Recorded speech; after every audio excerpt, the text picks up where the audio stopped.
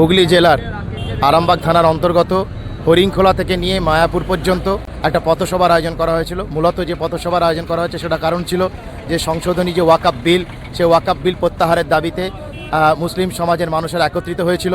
সে একত্রিত হয়ে তারা সুষ্ঠু এবং সুন্দরভাবে আজকের অনুষ্ঠান পরিচালনা করেছেন। আর এতদ এলাকা যারা প্রশাসনিক বিভাগের দায়িত্বপ্রাপ্ত আধিকারিকরা ছিলেন বা সিভিক ভাইয়েরা ছিলেন, তারাও আমাদেরকে সহযোগিতার হাত বাড়িয়ে দিয়েছেন। সুষ্ঠু এবং সুশৃঙ্খলভাবে আজকের এই পদযাত্রা এবং আজকের এই আন্দোলন সুষ্ঠুভাবে সুসম্পন্ন হয়েছে। আজকের এই আন্দোলন থেকে আমরা এই বার্তা দিতে চলেছি, বর্তমানে যে এই সংশোধনী ওয়াকফ সংশোধনী বিল যেটা তৈরি হয়েছে নতুনভাবে, সেই কালা কানুনকে যাতে করে পরিবর্তন করা হয়, সেই জন্যেই এরপরে আমরা এখান থেকে কলকাতা থেকে দিল্লি পর্যন্ত যেতে প্রস্তুত। এলাকার মানুষ সেটাই জানাচ্ছেন। তাই আমরা প্রত্যেককে অ্যাওয়ারনেস সচেতন করার জন্যই এই ধরনের অনুষ্ঠান করেছিলাম। ধন্যবাদ আপনাদেরকেও জানাচ্ছি যারা এই ধরনের অনুষ্ঠান করছেন আর মানুষের কাছে প্রচার করছেন। ধন্যবাদ সকলকে। ভালো থাকুন, সুস্থ থাকুন। আমরা ভারতীয়, এটা আমাদের বড় পরিচয়। আমরা মানুষ, এটা আমাদের সবথেকে বড় পরিচয়। ওয়াকফ বিলের বিরুদ্ধে আজকে আরামবাগ সাধারণ নাগরিক সমাজ আজকে রাস্তায় নেমেছে। অসংখ্য হাজার লোক, প্রায় 40-50 হাজার লোক রাস্তায় নেমেছে। আজকে রাস্তায় নামার পর আজকে বোঝা গেছে তারা ওয়াকফ বিলের বিরোধিতা করতে নেমেছে। এই ওয়াকফ সম্পত্তি মুসলিমদের সম্পত্তি। এই সম্পত্তির ওপর শাসক সরকার, নরেন্দ্র মোদীর সরকার বিল নিয়ে এসেছে।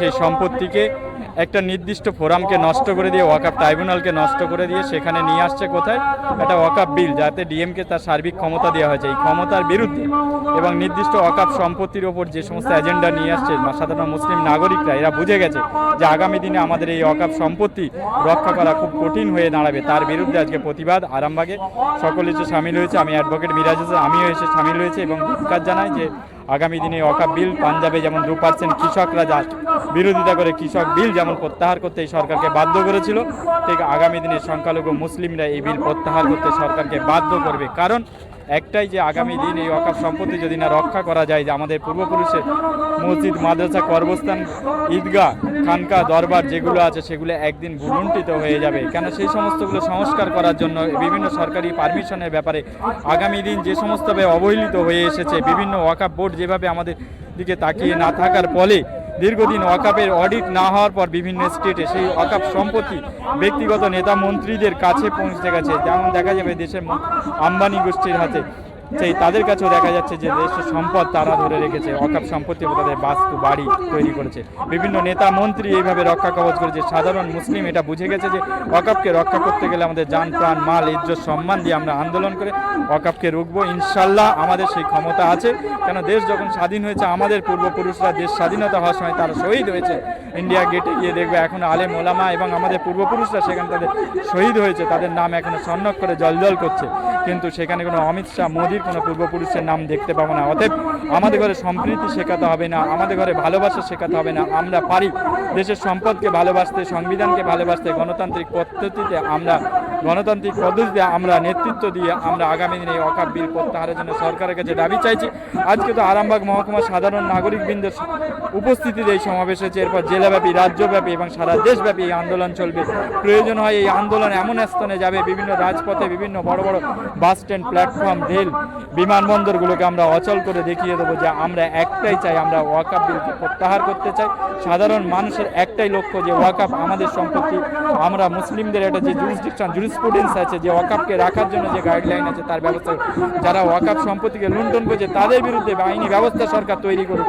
সেই ওয়াকফ সম্পত্তি পুনরুদ্ধার করার জন্য সরকার কমিটি গঠন করুক, সরকার তদন্ত কমিটি গঠন করুক। সে না করে সরকার হঠাৎ করে মায়া কান্না মুসলিম জনজাতির উন্নতি করতে হয়। মুসলিম জনজাতি যদি উন্নতি করতে হয়, এডুকেশন উন্নতি করার জন্য আগামী দিনে ওবিসি ভোটার লিস্ট, আমরা ওবিসি লিস্টে কি দেখলাম, এই সরকার সেন্ট্রাল গভর্নমেন্ট বিল নিয়ে এসে ওবিসি জনজাতিকে, মুসলিম জনজাতিকে সেখান থেকে তাদের নাম বাদ দিল। এখানে আমরা লক্ষ্য করে কি দেখলাম, আমরা আফরাজুল হত্যাকাণ্ডে আমরা এখনও তার নির্দিষ্ট বিচার পেলাম না, আসিফা হত্যাকাণ্ডে বিচার পেলাম না। মুসলিম জনজাতির বিচারের নামে মুসলিমদের সঙ্গে একটা ভাওতা সৃষ্টি করা হচ্ছে। আমরা এই প্রতিবাদ গর্জে উঠে করতে চাই যে আমরা আমাদের রক্ষা করার জন্য, আমাদের সম্পত্তি আমরা রক্ষা করার জন্য যে সাহস, যে সময়, যে সুযোগ, যে সুবিধা আমাদের আছে তা আমরা পুনরায় ফিরিয়ে আনতে চাই। নয়, আমরা আগামী দিন আরও বড় লড়াই আন্দোলনের ডাক দেব। সাধারণ মানুষ তাদের পা মেলাবে এবং গণতান্ত্রিক পদ্ধতিতে হবে। এবং আমি আজকে যারা এসেছে তাদের প্রত্যেককেই বলি, দেশের সম্পদ আপনার সম্পদ, আমার সম্পদ, এটা ভাববেন, ভেবে এই সম্পদকে রক্ষা করার দায়িত্ব সকলের এবং আমাদের। কোনো রকম দেশীয় সম্পদের উপর নষ্ট করে নয়। আসুন গণতান্ত্রিক পদ্ধতিতে সংবিধান মেনে আমরা এই আন্দোলন করি। আমি অ্যাডভোকেট মিরাজ হোসেন, আইনজীবী। কেন্দ্র সরকার যে কালা আইন পাস করেছে, এই আইন প্রত্যাহারের দাবিতে আরামবাগ সাংগঠনিক সমস্ত নাগরিক বিন্দু আজকে পথে বেরিয়েছে, রাস্তায় বেরিয়েছে। তাদের প্রত্যেকের একটাই দাবি যে এই কালা আইনকে প্রত্যাহার করতে হবে, এটাই প্রত্যেকের দাবি। আজকে আরামবাগে সংগঠনের সমস্ত হাজার হাজার মানুষ রাস্তায় বেরিয়েছে। আগামী 26 তারিখে তারা কলকাতার রাজপথে যেয়ে দিল্লি 26 তারিখে ব্রিগেডের ময়দান পুরোপুরি পরিপূর্ণ করে দেবে ইনশাল্লাহ। আগামী দিন প্রয়োজন হয়, যদি আমাদের পরেও আমাদের দাবি থাকবে প্রত্যাহারে, যদি না মানে প্রয়োজন হয় আমরা দিল্লি পর্যন্ত যাব। এখনই অলরেডি প্রায় আপনারা যে 50টার কাছাকাছি প্রায় দিল্লিতে সুপ্রিম কোর্টে কেস হয়েছে। আমরা জানাবো হাজার হাজার কেস হবে। এই আইন কিন্তু প্রত্যাহার করতে হবে। এই আইন যদি প্রত্যাহার না করে লাগাতার আমাদের সেইভাবে আন্দোলন চলবে, আমাদের লাগাতার সেইভাবে কিন্তু আমরা আমাদের ধর্ণা পর্যন্ত চলবে। আমরা এইভাবে অনশন চালিয়ে যাব। আমাদের প্রত্যেকের দাবি এই আইন কিন্তু প্রত্যাহার করতে হবে। তাই আশা করছি এই আইন যদি প্রত্যাহার না করে তাহলে কিন্তু আমাদের লাগাতার প্রোগ্রাম চলবে। আমরা গণতান্ত্রিক পদ্ধতিতে, সাংবিধানিক পদ্ধতিতে আমরা আইনকে প্রাধান্য দিয়ে পুলিশ প্রশাসনের সহযোগিতায় সম্পূর্ণভাবে রাস্তা সচার খুলে রেখে কোনোভাবে মানুষের উপরে অত্যাচার জুলুম না করে, কোনোভাবে কিছু সরকারি আইন কোনো জিনিস নষ্ট না করে আমরা সেই পর্যন্ত থেকে আমরা কোনোভাবে অত্যাচার জুলুম হোক তাতে আমরা কোনোভাবে বিশ্বাসী নয়। এই পর্যন্ত সব কিছু গণতান্ত্রিক পদ্ধতিতে আমরা সংবিধানকে আমরা প্রাধান্য দিয়ে আমাদের দাবি থাকবে কেন্দ্র সরকার যেন এই আইন প্রত্যাহার করে, এটাই আমাদের দাবি থাকবে। কারণ কৃষক আন্দোলনের সময় তারা যদি 2 থেকে 5 কোটি যে যদি দিল্লিতে আন্দোলন করে তাদের যদি আইনকে প্রত্যাহার করাতে পারে, তাহলে আমরা ভারতবর্ষের জমিনে 25 থেকে 30 কোটি মানুষ আমরা দিল্লিতে পর্যন্ত যাব। আমরা প্রয়োজন হয় দিল্লি সরকারকে, কেন্দ্র সরকারকে প্রয়োজন হয় গদি থেকে আমরা সরিয়ে দিয়ে আমরা আমাদের আইনকে আমাদের প্রত্যাহারের দাবিতে, এটাই আমাদের দাবি থাকবে। আমাদের প্রত্যেকের দাবি এইটাই যে কারণ আমাদের ওয়াকাফ মানে আমাদের মাদ্রাসা, মসজিদ, কর্মস্থান, আমাদের সম্পূর্ণ মাদ্রাসা, মসজিদ, কর্মস্থান, মক্তব সমস্ত কিছুটাই হলো আমাদের প্রত্যেকের হচ্ছে যে এটাই হলো আমাদের ওয়াকাফ। প্রত্যেকে অবশ্যই ভালো থাকবেন, সুস্থ থাকবেন, এটাই দোয়া রাখি। হরিংখোলা দরবার শরীফের পক্ষ থেকে আমি পরিচালক ইনায়েতুল্লাহ হুসাইন। যে ওয়াকফ বিল প্রত্যাহারের দাবিতে আরামবাগ মহকুমা নাগরিকবৃন্দের পরিচালনায় যে পদযাত্রা এবং তৎসহ যে পথসভা হলো, এই পথসভা থেকে সারা রাজ্যের মানুষের কাছে একটাই বার্তা যে আমরা জাতি, ধর্ম, বর্ণ নির্বিশেষে এই সম্প্রীতির বাংলায় কোনোরূপ ওয়াকফ বিল আমরা মানছি না, মানব না। এটাই হচ্ছে এখানকার মেন বিষয়। এবং যে আন্দোলন চলছে, যতদিন না এই ওয়াকফ বিল প্রত্যাহার হচ্ছে ততদিন এই আন্দোলন বিভিন্নভাবে বিভিন্ন জায়গায়, বিভিন্ন জেলায়, অঞ্চলে, ব্লকে ব্লকে এই আন্দোলন চলবে। এবং এই ওয়াকফ বিল প্রত্যাহারের দাবিতে আগামী 26 তারিখ একটি ব্রিগেড প্যারেড গ্রাউন্ডে একটা সভা আছে, সেখানে বাংলার সকল মুসলিম ভাইয়েরা সেখানে উপস্থিত হবে।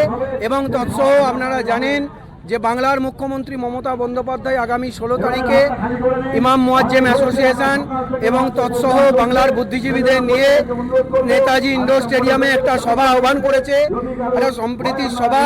এবং ওয়াকফ বিল যেই বাংলায় লাগু করা যাবে না সেই বিষয় নিয়ে আপনারা সেই বাংলার মুখ্যমন্ত্রীর বার্তা আপনারা পাবেন এবং বাংলার মুখ্যমন্ত্রীর ওপরে আপনারা আশা ভরসা রাখতে পারেন। এবং আমরা এই শান্তি সম্প্রীতির বাংলায় কখনো বিভেদকামী শক্তি তাদের থাবা বসাক, এটা আমরা চাই না। এবং এই সৌভ্রাতৃত্ব, এই রাম রহিমের বাংলা যেন চিরদিন শান্তিতে থাকে, এই শান্তির বাতাবরণ যেন বয়ে চলে, এর উদ্দেশ্যেই আজকের এই সভা। আজকের পথসভা আলহামদুলিল্লাহ রহমতে আমরা সাকসেস। যেটা আমরা আশা করেছিলাম যে পরিমাণ মানুষ আসবে তার থেকে বেশি মানুষ এসেছে। আজকে পথসভা এবং মিছিল, যারা সংবিধানকে বুড়ো আঙুল দেখিয়ে সংবিধান বিরোধী আইন প্রণয়ন করেছে তাদের বিরুদ্ধে আমাদের মিছিল। আমরা দেশকে যারা ভালোবাসি, সংবিধানকে যারা ভালোবাসি, তাদের নিয়ে আজকের এই মিছিল। আমাদের এই মিছিল, এ সভা কন্টিনিউ এখন চলবে যতক্ষণ না এই আইন প্রত্যাহার করে, সংবিধান বিরোধী আইন এবং দেশ বিরোধী যে আইন যতক্ষণ না প্রত্যাহার করে, জাতি, ধর্ম, বর্ণ নির্বিশেষে আমরা সকলে একসাথে এই আন্দোলন চালিয়ে যাবো ইনশাআল্লাহ। সংখ্যাটা আমি অ্যাপ্রোপ্রিয়েট বলতে পারবো না, আশা করি 10-15 হাজার মানুষ হতে পারে। জি হ্যাঁ, মোহাম্মদ রাকিব হক, আরামবাগ মহকুমা সাধারণ নাগরিক বৃন্দের একজন খাদেম।